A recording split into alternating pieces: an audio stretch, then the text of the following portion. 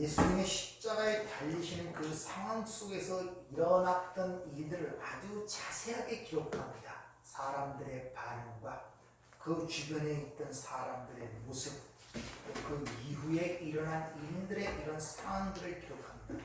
그러니까 2000년 전에 일어났던 일들이에요. 현재의 삶 속에서 우리가 이렇게 생활하는 것처럼 보이는 것처럼 여러분도 한 주간 동안의 삶을 살아왔어요. 이런 저런 모습 속에서. 그런데 그렇게 저렇게 살아왔지만 그 안에서 하나님이 우리에게 가르치고자 하는 그 메시지, 그 교훈을 여러분이 발견했어야 여러분이 그 시간이 헛되지 않습니다. 오늘 예수님의 십자가에 달린 그 죽음 이후에 아리마대 사람 요셉이라는 사람과 니고데모가 찾아가서 예수님의 시체를 달라고 장사하는 모습을 여기에 왜 기록했냐는 것이죠. 그 모습을 왜 기록하고 그 기록한 모습들을 통하여 지금 우리에게 뭘 말씀하고자 하는가를 우리가 봐야 된다는 것이죠. 일어난 일이지만 그 안에 담겨있는 하나님의 메시지나 뜻을 읽어내지 못하면 그건 하나의 아무런 의미가 없는 하나의 삶의 현상일 뿐입니다. 의미가 없어요. 아리마대 사람 요셉이 예수님이 십자가를 죽은 후에 시체를 달래서 장사 지내고 니고데모가 몰래 한 100금쯤 나와서 장사 지내는 그 모습이 지금 우리의 삶과 무슨 상관이 있냔 말이에요, 여러분들. 그 여러분 삶과 어떤 의미를 주고 있냔 말입니다. 보지도 듣지도 못한 2000년 전에 일어났던 그 일이 오늘 현재를 살아가는 저와 여러분에게 어떤 의미를 갖고 있냔 말입니다. 그게 무슨 상관이에요? 어떤 상관이 있기에 그런 이야기들이 성경에 지금 기록되고 있냐는 것이죠. 그래서 우리가 하나님의 말씀에 이런 기록된 삶의 어떤 그런 작단 이야기들이 기록된 것 같지만 그 안에는 하나님께서 당신의 백성들에게 가리키려고자 하는 메시지가 있단 말이에요. 그걸 읽어낼 줄 알아야 내 삶 속에 일어나는 모든 현상 속에 담겨진 하나님의 섭리와 뜻을 우리가 발견하여 비로소 그 은혜를 감사하며 찬양할 수 있는 하나님이 원하시는 하나님의 백성의 모습으로 지어져 갈 수가 있다는 것입니다. 오늘 이 아리마대 사람 요셉은 그 당시에 그 살벌한 그 환경 속에서 용기 있게 나가 빌라도에게 예수님의 시체를 달라고 하는 그런 용기 있는 모습이 오늘 기록이 되어 있습니다. 뿐만 아니라 니고데모도 몰약과 침량이 한 100근 정도 갖고 나와서 예수님의 장사를 치르는 모습이 여기에 나와 있습니다. 어떤 분들은 이런 모습들을 갖고 그 상황을 자칫 잘못 이해하여 이런 아리마대 사람과 요셉과 니고데모와 같은 용기를 가진 신앙을 갖고 살아야 된다라는 식으로 어떤 우리가 따라야 할 신앙의 모델로서 이야기하는 분들이 상당히 많다는 것입니다. 그러나 이러한 것들은 하나님의 메시지를 인간의 교훈으로 이해하는 잘못되고 왜곡된 하나님의 음성을 듣는 것입니다. 사람들의 특성이 뭐냐? 어떤 좀 모범적인 하는 행위하는 사람들을 모델로 선택하여 그를 영으로 만들어 섬기려는 특성들이 있단 말입니다. 왜? 인간의 본성이 사람의 영광을 좋아하기 때문에. 그래서 아브라함의 믿음을 본받자, 다윗의 믿음을 본받자, 야곱의 믿음을 본받자 라는 식으로 많은 것들을 이야기를 합니다.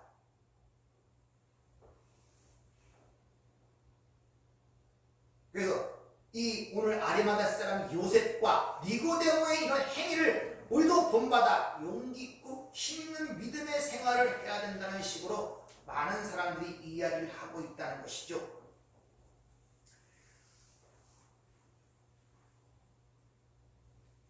여러분은 어떻게 생각하십니까? 아브라함의 믿음을 본받자 그런 얘기를 들으면 어떤 생각이 드십니까? 그건 굉장히 잘 빨려 들어오죠.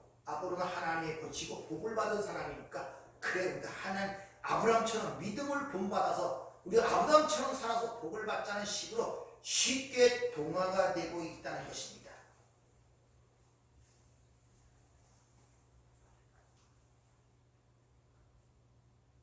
그래서 우리가 성경을 잘 봐야 돼요. 잘 봐야 돼요. 오늘 이 아리마대 사람 요셉과 니고데모를 여기 등장시키는 것은 그런 우리가 어떤 본받아야 신앙의 모범으로 등장시키는 것이 아니라 인간적인 그런 행위가 얼마나 헛되고 무가치한 것을 드러낼 뿐만 아니라 그런 용기 있고 헌신적인 신앙의 행위로 인하여 영원한 생명이 우리에게 얻어지는 것이 아님을 가리키기 위하여 우리에게 오늘 이 두 사람을 여기에 등장시킨다는 것을 여러분들이 아셔야 됩니다. 그래서 오늘 본문을 보면 그 아리마대 사람 요셉에게 관심이 돌아갈까봐 이렇게 기록하죠. 예수의 제자였으나 유대인들이 두려워 그것을 숨겼다고 그렇게 기록을 하고 있어요. 아리마대 사람 요셉. 여기 두려웠다는 것은 포버스, 공포, 두려움, 놀람, 숨겼다는 것은 크리톤, 아주 철저하게 숨기고 비밀로 했다 이런 말이에요. 이 아리마대 사람 요셉이. 그래서 혹시 이 아리마대 사람이 빌라에게 예수의 지체를 달라고 하는 그 겉모습만 보고 그 사람에게 돌아갈 사람의 관심을 의도적으로 차단하기 위해서 그 요셉의 실상을 기록하는 거예요. 철저하게 자기가 예수의 제자임을 숨겼던 자임을 지금 우리에게 밝히고 있다는 것입니다. 그리고 이 아리마대 사람 요셉에 관한 이야기가 이 마가복음 15장에도 기록되어 있는데 그가 사내들인 공회였습니다. 그 당시 유대인들의 입법 사법 전체를 총괄하는 그런 의결 기관이 사내들인 공회였습니다. 거기서 대제사장이 의장이 되고 나머지 바리새인, 서기관들, 제사장들, 장로들, 백성들의 대표가 되어 약 70명, 그러니까 제사장 의장과 합하여 71명이 의결체를 결성하여 유대의 그 나라의 모든 것들을 결정하고 있었단 말입니다. 특히 어떠한 사람에게 사형 선고를 내리기 위해서는 만장일치가 되어야 돼요. 사내들은 공회에서.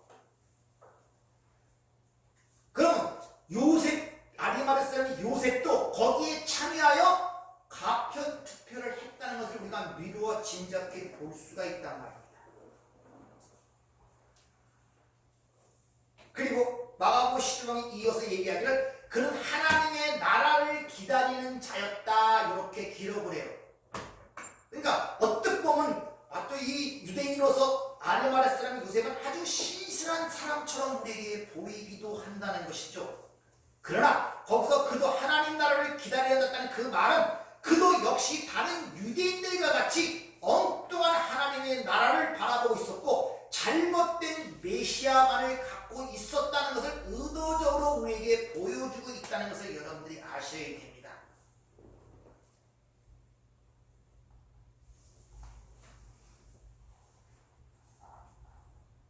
오늘날 기독교라는 것에 잘못된 이해를 가진 분들이 너무나 많아요.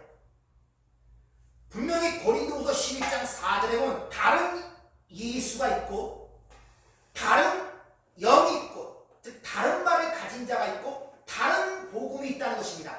그래서 예수 믿는다 이렇게 얘기를 하면 겉으로는 예수 믿는다는 그 단어를 갖고 있지만 그 말을 하는 그 사람의 각자 다른 정의를 하고 있어요.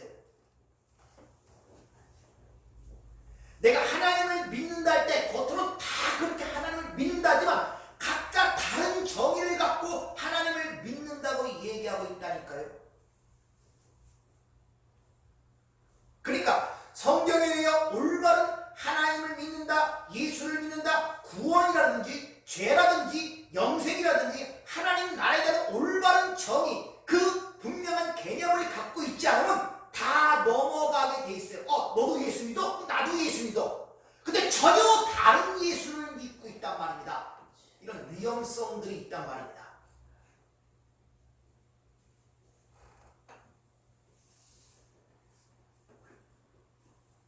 그래서 다른 말, 다른 예수, 다른 복음 다 같은 얘기예요. 예수가 말씀이고 말씀이 영이고 영이 복음이니까 다른 걸 갖고 있단 말입니다.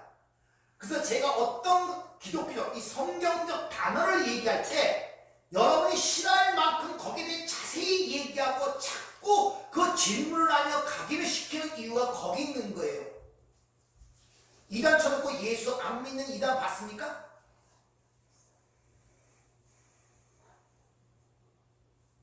근데 다른 예수를 믿고 있단 말이에요. 그래서 우리가 성경에 기록된 이 아리마레스라는 요셉은 니고데모의 그런 행위를 기록함으로 말이야 너희가 올바르게 하나님의 말씀을 듣고 올바른 정의와 개념을 갖도록 지금 우리에게 교훈을 주고 계시다는 것을 여러분이 잘 기억하시길 바랍니다. 네. 그리고 성경이 오늘 이걸 통해서 우리에게 알리고자 하는 의도가 뭐냐는 것이죠. 자, 생각을 해보세요. 예수님이 아직 부활하시지도 않으셨어요. 승천도 아니하셨습니다. 따라서 당연히 성령은 오시기 전이었죠. 그럼 진리의 성령이 오기도 전에 부활 승천도 하기 전에 어떤 인간의 행위가 하나님 보시기에 칭찬할 만한 행위가 있었냐는 것이죠. 어불성설이죠. 성령도 오기 전에 부활도 하기 전에 승천도 하기 전에 진리의 영으로서 그걸 눈을 밝혀 보이기도 전에 어떤 인간의 행위가 하나님 보시기에 칭찬할 만한 행위가 있었겠냐는 것이죠. 상식적으로 그렇잖아요. 그런데 그 성령이 오기 전에 모든 것들을 인간의 칭찬으로 돌려버린단 말이에요. 아브라함의 믿음을 본받자, 다윗의 믿음을 본받자, 야곱의 축복을 받자 라는 식으로. 아브라함 행위가 칭찬할 만한 행위가 성경에 나옵니까? 우리는 근데 그렇게 생각해요. 왜? 인간의 죄성과 잘 맞아떨어지기 때문에 사람은 또 영광과 칭찬을 받기를 좋아하는 게 인간의 특성이란 말입니다. 따라서 지금 아리마대 사람 요셉이 하는 행위는 구원받은 하나님의 백성들, 교회가 본받아야 할 신앙의 모범을 이야기하는 것이 아님을 하셔야 돼요.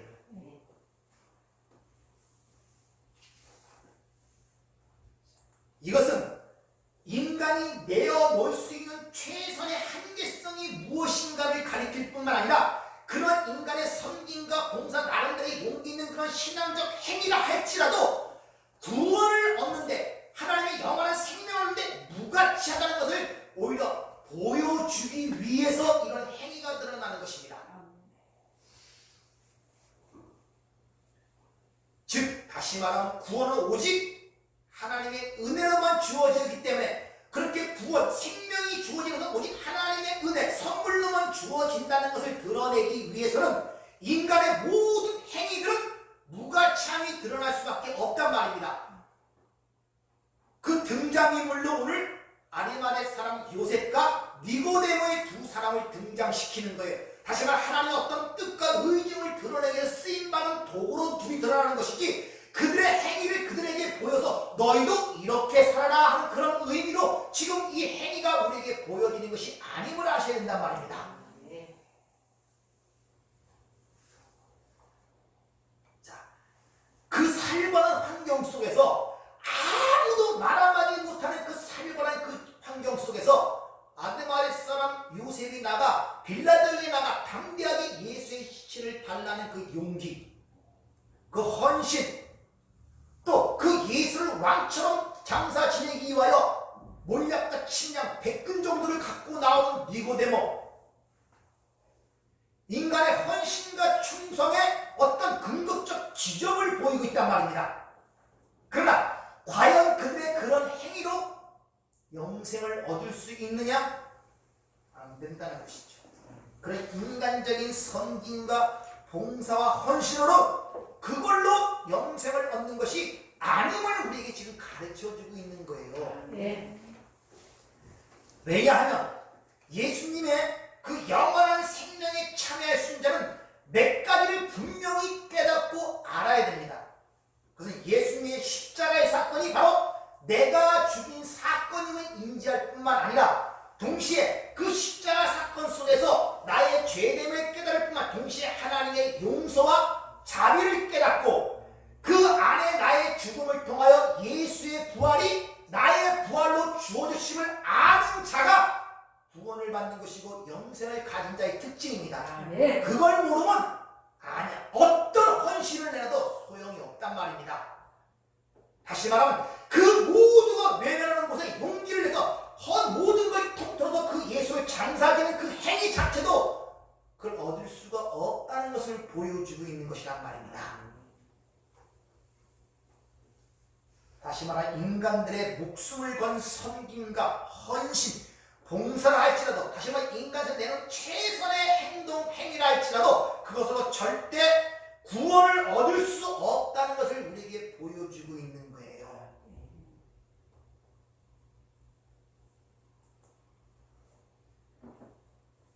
자, 잘 보세요. 그 죽은 자를 달라 하는 이유가 뭡니까?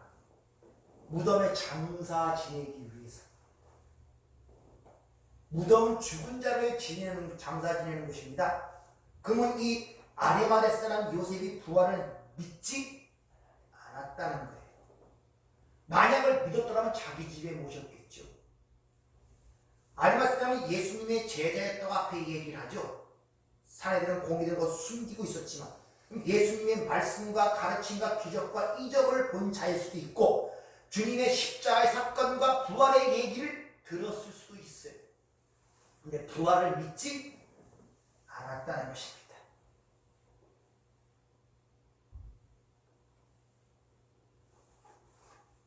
이 아리마대 사람 요셉을 잘 한번 보세요. 지금 이렇게 아리마대 사람 요셉은 구원에 있어서 인간들의 무력함과 불가능함을 마지막까지 확인해 주는 도구로서 여기에 등장하고 있단 말입니다. 그래서 이 아리마대 사람의 이 이야기가 이미 구약에 예언이 되어 있어요. 이사야 53장 9절. 그는 강포를 행하지 아니하였고 그 입에 거짓이 없었으며 그 무덤이 악인들과 함께 있었으며 그가 죽은 후에 부자와 함께 있었도다. 여기에 부자가 바로 아리마대 사람 요셉을 얘기하고 있단 말입니다. 이미 구약에 예언된 사건임을 우리에게 일러주고 있습니다. 니고데모도 마찬가지. 요한복음 3장에 밤중에 그것도 자신의 신분이 드러날까봐 밤중에 예수에게 나와서 가르침을 받던 게 니고데모 아닙니까? 근데 니고데모가 지금 예수님을 장사 지내려고 몰량과 침략을 100근 약 33kg 그 정도 양이면 왕의 장사를 지내는 양입니다. 그러니까 지금 니고데모는 예수를 왕처럼 장사를 지내려고 지금 나온 거예요. 그러니까 엄청난 부자였음을 우리가 짐작할 수 있죠. 인간들은 죽음과 무덤에 대해 엄청난 수고와 거기에 애씀이 있다는 걸 아십니까? 그래서 왕들의 무덤이 엄청 커요, 대부분. 그리고 그 무덤의 크기에 의하여 장사 지내는 어떤 장래 행렬에 의하여 그 사람의 인생의 가치 평가가 판단되고 그게 기준이 됩니다. 그래서 좀 돈 많이 벌고 그러면 무덤부터 바꿔요. 상속의 크기부터 바꾸고 무덤 크기부터 바꿉니다. 인간들은 이상하게 죽음하고 장사 지내는 데도 엄청난 신경들을 씁니다. 왜습니까? 죽음에 대한 불안과 두려움이 그 안에 있을 뿐만 아니라 그것에 의하여 자신들의 업적이 평가되기 때문에 그렇다는 거예요. 그래서 역사를 보세요. 큰 나라의 왕들은 대부분 시체를 미라로 만들어 놓잖아요. 그 무덤을 어마하게 쓸데없이 크게 만들어서 후대에 자신의 권세와 능력을 보이려고 하는 것이 이 시대의 삶 아닙니까? 그래서 어느 죽었더니 좋은 행렬이 4kg나 있었다. 그걸 보고 야, 저 사람이 평생에 사람들에게 위대한 일을 했고 선한 일을 했다고 칭송하는 것이 가치 평가가 되기 때문에 그럼 무덤하고 장사 지내는데 엄청난 신경을 써요. 그래서 이상하게 성경에서는 그렇게 신경을 쓸 만한 모세 무덤도 없어 그랬고 종교계를 일으킨 칼빈의 무덤도 없어요. 예수님의 무덤도 어딘지 모릅니다. 지금 카톨릭에 만들어서 거기 가면 예수님 장사 몰라요. 사람들이 이상하게 그런 것들을 찾아다녀서 만들어 놓고 거기를 섬긴다고 가서 입을 맞추고 눈물을 흘리고 이런 짓들을 하고 있다니까요. 이게 아리마대 사람과 니고데모를 통해서 우리에게 가르쳐 주는 것이란 말입니다.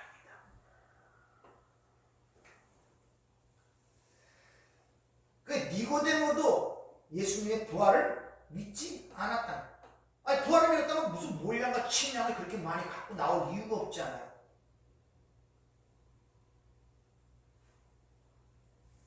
자, 그들에게는 어떻게 하든지 그 용기를 내서 예수를 장사 지내고 왕처럼 장사 지내는 그런 헌신과 어떤 용기의 그 모든 것들도 아무런 소용이 없단 말입니다. 왜? 예수님은 단지 그들에게 죽은 시체에 불과하기 때문에.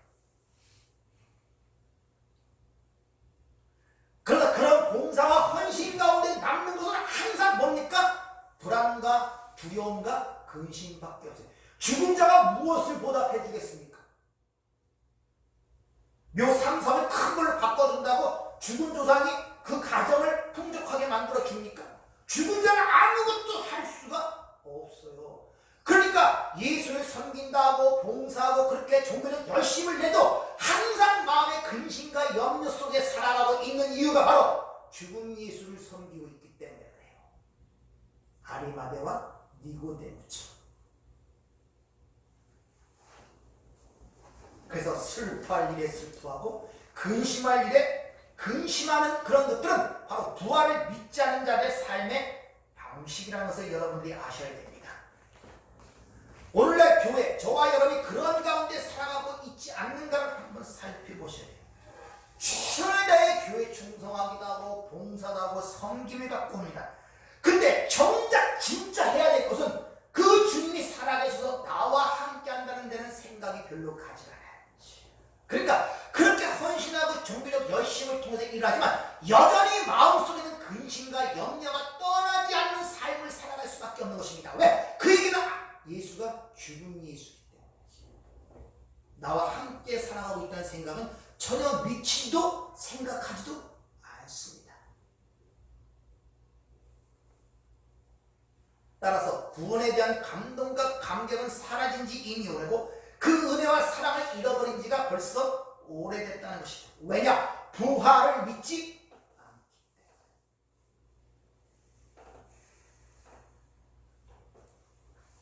고린도 15장 19절에 보면 만일 그리스도 안에서 우리가 바라는 것이 다만 이 세상의 삶뿐이면 모든 사람 가운데 우리가 더욱 불쌍한 자라.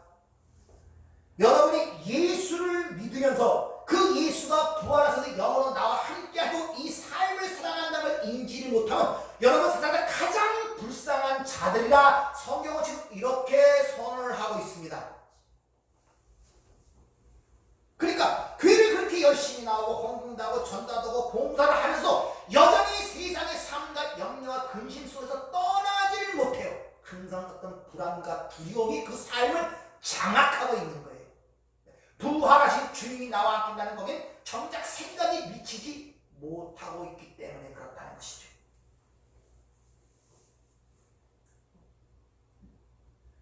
신자, 즉 하나님의 백성들은 이 역사와 이 시간 속에서 이러한 모든 삶에 관심을 갖고 사는 사람들이 아님을 여러분들이 아셔야 됩니다. 우리는 부활한 예수와 함께 부활한 자로서 그 영원한 하나님 나라에 관심을 갖고 사는 자들이지 이 보이는 세상에 관심을 갖고 거기에 삶의 토대를 세우고 사는 자들이 아님을 성경은 우리에게 누차 이야기를 하고 있죠. 근데 구원받고 부활하여 영원한 영생을 갖고 사신다는 주님과 함께 그 삶을 살아가는 그런 분들이 여전히 세상의 평판과 인기와 칭찬에 민감하여 그것에 의하여 항상 좌지우지하고 낙심하고 절망하는 가운데 있지 않는가를 지금 우리에게 질문을 하고 있는 것입니다. 역시 예수를 믿는 너희도 부활하신 예수를 믿는 것이라 십자가에 준 그 예수를 보고 살아가는 것이 아니냐고 묻는 것이죠. 그러면서 아리마대와 니고데모처럼 계속 종교적 열심, 헌신, 봉사를 하고 있지 않는가를 우리에게 지금 질문하고 있단 말입니다.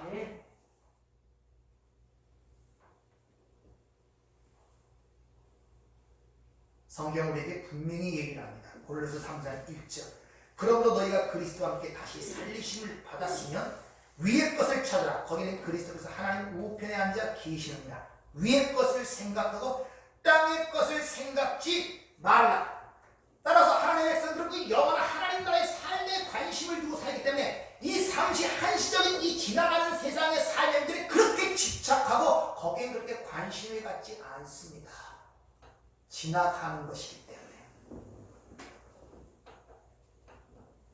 다른 말로 그것이 땅의 것을 생각지 않고 위의 것을 생각하는 자란 말입니다. 왜냐하면 여러분들은 부활하신 지금 예수님과 함께 동행하면서 그 예수님에 의하여 그 예수님의 계획과 경륜 속에서 그 삶이 영이 되고 있다는 사실을 알으셔야 된단 말입니다. 옛날에는 이 세상 신에 의하여 장악되어 가는 그 삶이, 다시 말하면 죄와 사망의 그 원리의 법에 의하여 진행되는 그 삶이 예수와 함께 새로운 생명으로 부활하여 생명과 성령의 법에 의하여 여러분의 삶이 지금 경륜이 되고 있단 말입니다. 근데 그걸 지금 왜 인식을 못하냐? 옛생이나 지금 삶이 똑같은데요, 목사님? 보이는 건 똑같은데요? 똑같은데요? 왜 그러느냐? 왜 그러겠습니까? 아까 얘기했죠.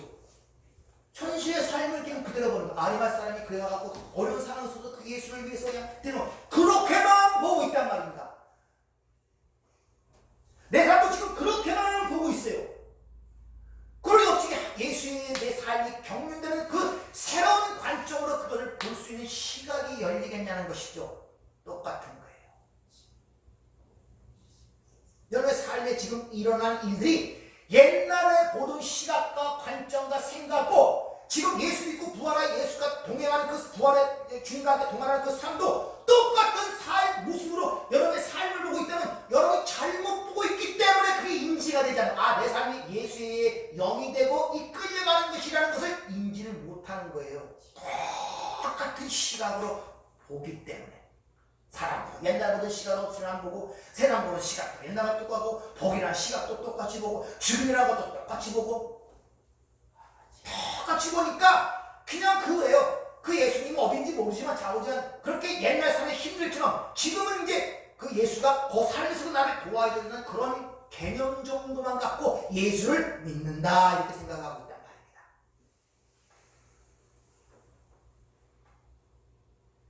성경은 예수님은 죽으신 분이 아니라 부활하여 살아계신 분으로 우리에게 일러주셨습니다. 죽음은 모든 게 끝나. 장사 지내면 이 땅의 모든 삶이 끝나버리는 것을 장사 지냈단 말입니다. 마지막 종결 지점이 이 땅의 삶은 무덤 아닙니까? 끝나요. 근데 거기서 죽은 예수를 끝난 거예요. 거기서 부활하셨단 말입니다. 아멘. 믿으십니까? 아멘. 따라서 그 부활하신 주님이 여러분 삶 속으로 또 다른 보혜사로 여러분의 삶 속으로 들어올 뿐만 아니라 여러분과 연합이 되어 새로운 삶으로 그분에 의하여 지금 경륜이 되고 인도되고 있다는 사실을 아셔야 돼요. 그렇다면 그 예수를 믿기 전의 삶과 예수를 믿고 예수와 함께하는 그 삶이 똑같은 현실로 보이더라도 그것은 다른 것을 보게 된단 말입니다. 아멘. 다른 것을. 아멘. 전혀 다른 것을. 아멘.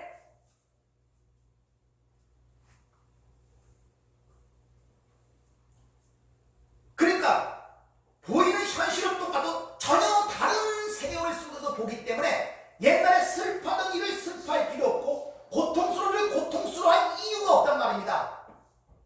근데 여전히 슬퍼하던 일을 슬퍼하고 근심하는 일을 근심한다면 아직도 우리가 보는 시각이 안 바뀌고 예수님과 함께하는 그 삶이 보이질 않는 거예요. 그게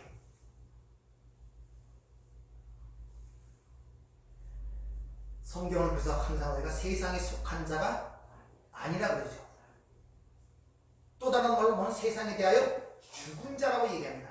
사도 바울이 갈라디아 교회에 쓴 편지 이렇게 얘기하죠. 그리스도의 십자가를 통해 세상은 나에 대해 죽었고 나는 세상에 대하여 죽었다. 아멘. 믿습니까? 아멘. 자, 믿습니까? 그럼 예수와 함께 부활하여 지금 새로운 생명으로 살아가고 계시죠? 예? 여기까지 이해되시죠? 그러면 여러분 삶 속에서 여러분의 눈으로 볼 때는 그때의 삶이나 지금의 똑같은 세상에 똑같은 몸을 입고 살아가요. 그렇죠? 달라진 거 없습니다. 겉으로 보기에는. 그러나 지금 그 전에 내가 살아가던 그 인생, 내 생각, 내 고집,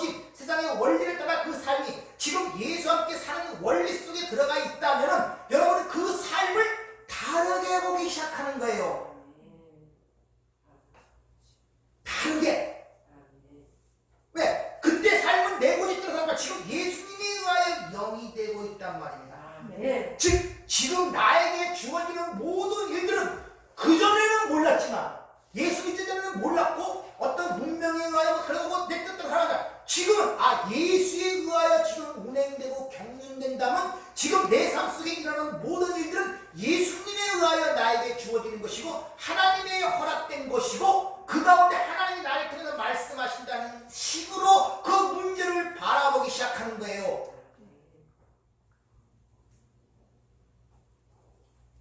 그전엔 사업에 실패하고 질병이 걸리면 단순히 인생 속에서 내가 맛보지 말아야 할 힘들고 괴로운 일로 느껴서 그걸 하지 말아야지, 그런 일은 내게 오지 말아야지, 이런 고통적인 것으로 느끼잖아요. 무조건 피하고 싶고 막다트리기 쉽고, 그러나 예수 믿고 새로운 예수님과 함께 사는 그 경륜 속에서 그 시각이 변하자면 그것 속에서 하나님의 은혜를 깨닫고, 야, 내가 저런 가운데서 구원을 받은 거구나, 저런 삶이 이런 이유로 저게 죄에 대한 결과고 증상이고 저게 고통이구나 늘 알게 된단 말입니다.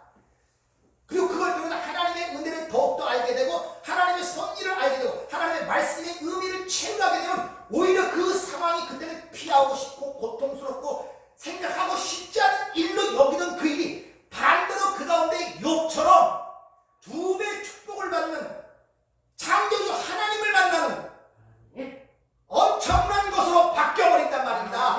근데 그 자체는 똑같아요. 고통은 똑같단 말입니다. 그것이 내가 바뀌었단 말입니다. 산 자와 죽은 자의 차이란 말입니다. 그래야지 돼요, 여러분들. 힘들고 어려우면 저 달마사에 가서 한 번씩 저 부처에게 절하고 복 주세요, 복 주세요, 힘들고 고쳐주세요, 이게 아니라니까요. 우리 종교는, 기독교는.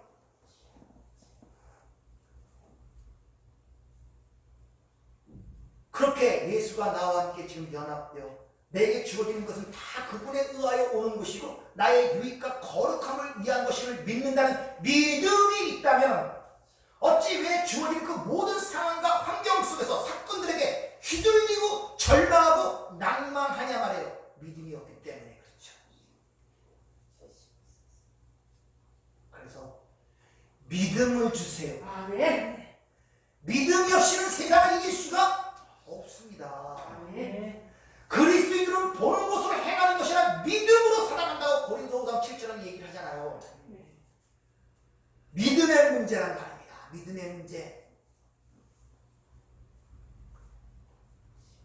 근데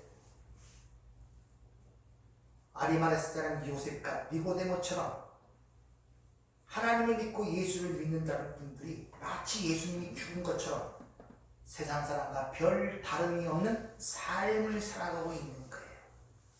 다시 말하면 우리가 도달해야 할 그 종착역, 우리가 가야 할 그 하나님 나라, 내가 살고 누려야 할 영생에 대한 관심은 없어요. 관심이 없단 말입니다. 그게 어떤 곳인지, 도대체 주의 영생이 무엇인지를 알고 싶은 고민과 갈등과 관심이 없어요. 그러니까 계속 세상에 물려 들어가는 거예요. 그러다 보니까 세상의 평판, 남들이 하는 칭찬, 비난, 그런 것들에 민감하게 자꾸 반응하게 됨으로 말하면 점점 무너져 가는 거예요. 힘들어진단 말입니다. 우리가 살아야 할 이 영원한 생명의 나라는 예수님의 그 부활하심 속에서 나의 죽음을 볼 뿐 아니라 보는 것뿐만 아니라 거기서 끝나면 안 된단 말입니다. 그 예수의 부활이 나의 부활로 주어졌을까지 인지가 되고 감지가 되어야 된단 말입니다. 그게 성령이. 근데 그 일은 성령이 오심으로만 가능하다는 걸 보여주잖아요. 그래서 오순절을 기점으로 하여 예수를 따르던 제자들의 모습이 어떻게 변하는가를 보세요. 성령이 와서 그 진리를 알게 되고, 그러니까 모든 게 새롭게 바뀝니다. 안 바뀐 건, 보이는 현상이 바뀐 건 아무것도 없어요. 오히려 더 핍박이 심해집니다. 성령이 오기 전에는 눈으로 보았어요. 기적도 행하고 이적도 행하고 무리를 걸어보기도 하고 수많은 가르침과 수많은 사람들의 칭찬과 어떤 사람들이 따르는 그런 것 얼마나 주었겠습니까? 보이는 예수. 근데 그 죽자마자 모든 것이 한순간에 끝나버려요. 유대인들이 무서워서 밖에도 나가지 못합니다. 제자들이. 근데 성령이 와서 그 성령이 그를 장악하자 그때부터는 문을 박차고 나가 예수를 전하기 시작하죠. 죽음이고 감옥이고 아무 상관없어요. 사도행전 보세요. 그들이 어떻게 변했는가? 환경이 변했습니까? 유대인이 조금 더 우호적으로 변했습니까? 아니에요. 알리자 주님이 살아계셔서 함께한다는 것을 깨닫기 시작합니다. 아멘. 함께 하신다. 아멘. 바로 부활을 믿어야만이 신자들은 진정한 담대함을 갖고 있다는 것을 여러분들이 아셔야 됩니다. 아멘. 따라서 우리가 예수 부활하신 주님과 함께 지금 이 동행하는 삶을 살고 있다면 우리가 지나가는 세상 일에 관심과 집착을 할 것이 아니라 예수가 나를 위해 행하신 일이 무엇인가, 그리고 그를 통해 나에게 주어진 것이 무엇인가에 먼저 관심을 가지셔야 여러분이 세상을 이길 수 있는 담대함이 생길 수가 있다는 것을 여러분이 아셔야 돼요.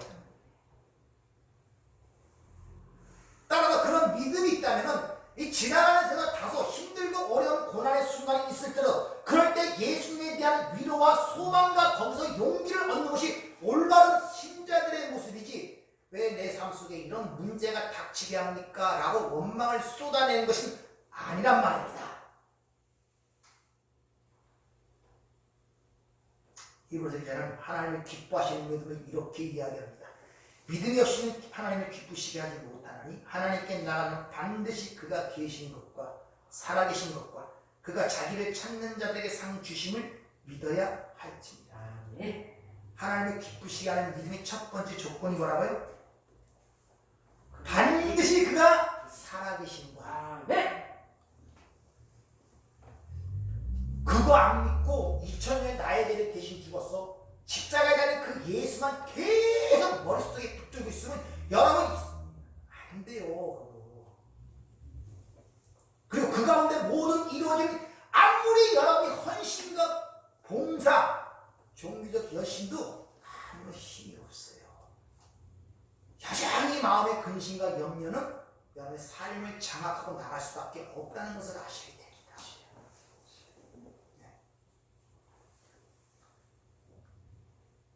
우리는 이 마지막 때 하나님께서 왜 이 자리에 불러 여기에 앉혀 놓으셨는가를 항상 스스로를 질문을 하셔야 돼요.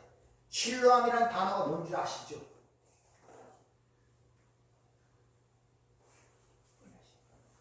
신뢰함.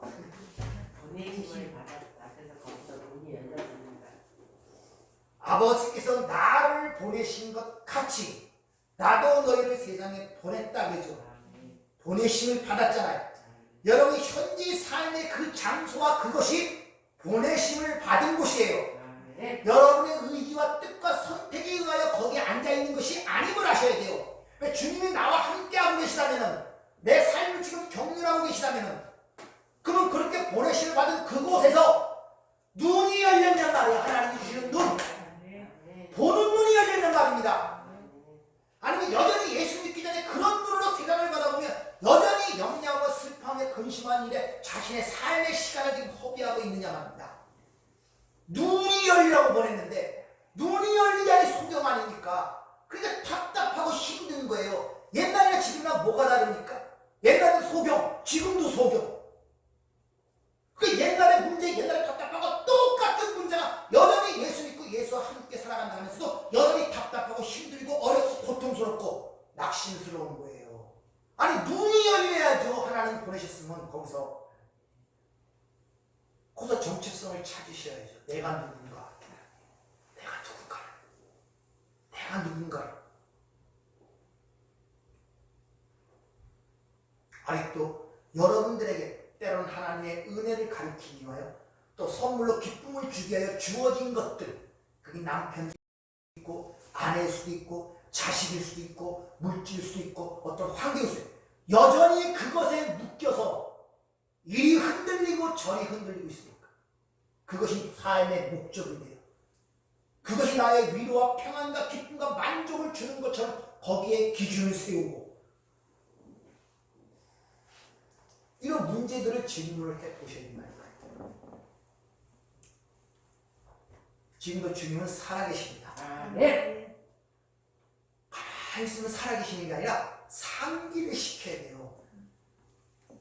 가만히 있으면 지저로 생각 절대 안 된다니까. 하나님 말씀은 절대 스스로 생각을 하지 않습니다. 노력을 하셔야 돼요. 문제가 생기면 문제를 붙들고 거기서 생각을 해봐야 돼요. 이 문제 내가 생각할 문제인가? 하나님이 주신 문제인가? 뭘 말씀하시는가? 여기서 내가 이길 힘을 무엇을 얻어야 되는가? 내 삶의 목적이 이것인가? 왜 이것이 나에게 고통을 주는가? 왜 이것 때문에 내가 지금 흔들리는가? 왜 이것 때문에 내가 염려하는가? 도대체 염려하는 이유가 무엇인가? 이런 질문들을 통해 거기서 해결점을 받을 때 그렇게 애쓰고 노력하고 사모하는 마음이 있을 때 하나님의 말씀이 떡 떨어지는 거예요.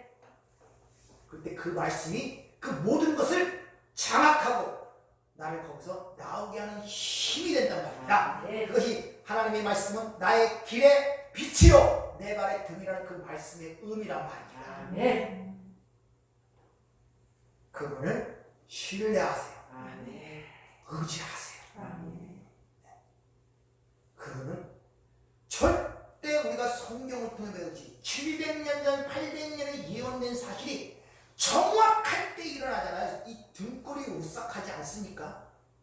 성경 말씀을 읽다 보면 소름이 끼쳐요. 소름이. 왜 하나님이 사람이 안 계시다고 부인할 수가 없다니까요.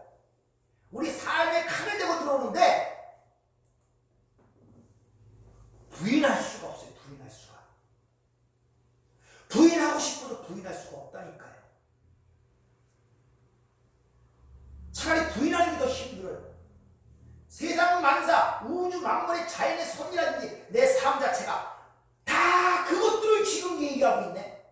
어느 한 구석이 하나님의 은혜를 떠나서 존재하는 게 없네.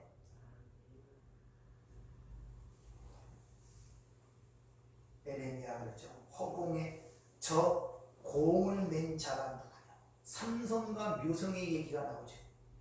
과학이 발달해요. 천문학이 발달되기 전에 이야기예요.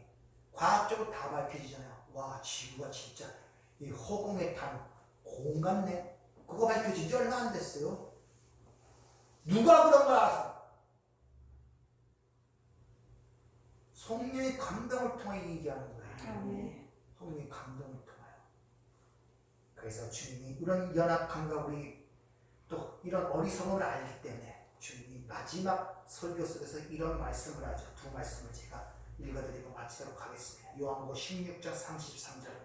이것을 너에게 이름은 너희로 내 안에 평안을 누리게 하려 함이라. 세상에서는 너희가 환난을 당하라. 담대하라. 내가 세상을 이겼노라. 나의 평안을 너에게 끼치노니 곧 나의 평안을 너에게 주노라. 내가 너에게 주는 것은 세상이 주는 것 같지 아니하니라.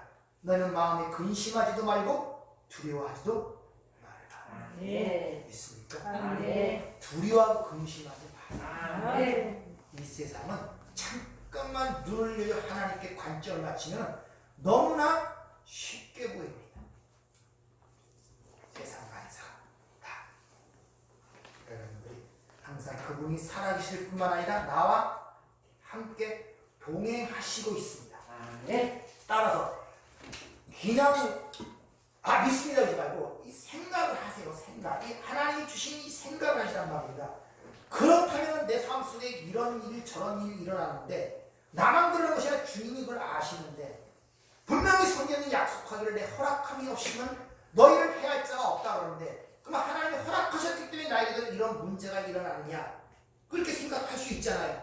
그런 관점으로 그런 문제를 보기 시작하면 이것이 나의 어리석음 때문에 그런 것이 내 죄 때문에 그런 것인지 아니면 시련과 환난을 통하여 나를 그릇으로 만들기 위하여 믿음을 성숙시키기 위하여 그런 것인지 이를 생각하게 되잖아요. 그런 가운데 믿음이 성장되고 하나님에 대한 시각이 열리는 경험들을 하게 된단 말입니다. 그러니까 여러분이 세상에 어떤 일이 생기더라도 요동칠 필요 없어요. 이미 우리는 우리 세상으로 따놓은 당상 아닙니까? 하나님 나라 가는 것. 그렇게 생각하시고 모든 문제를 그렇게 바라보시고 여러분의 삶을 영위하실 부탁을 드립니다. 아멘. 은혜롭고 자비로우신 아버지 하나님 감사를 드립니다. 참 우리가 성경을 읽을 때마다 참 우리 인간의 무지함과 어리석음을 처절하게 느낍니다. 진짜 아버지께서 눈을 여지 않으시고 그 껍질에 쌓여 평생 그것에 매여 살아갈 수 없는 그런 연약하고 불쌍한 인생을 살아갈 수밖에 없습니다. 오늘도 이런 우리의 모습을 알기에 이 자리에 불러 우리의 눈꺼풀을 벗겨주신 줄 믿습니다. 아멘. 눈을 열어보게 도와 주시옵소서. 아멘. 거기서 하나님의 은혜를 보게 하시고 찬송하는 삶이 될 수 있도록 저희들을 축복하여 주시옵소서. 아멘. 예수님 이름으로 기도하옵나이다. 아멘.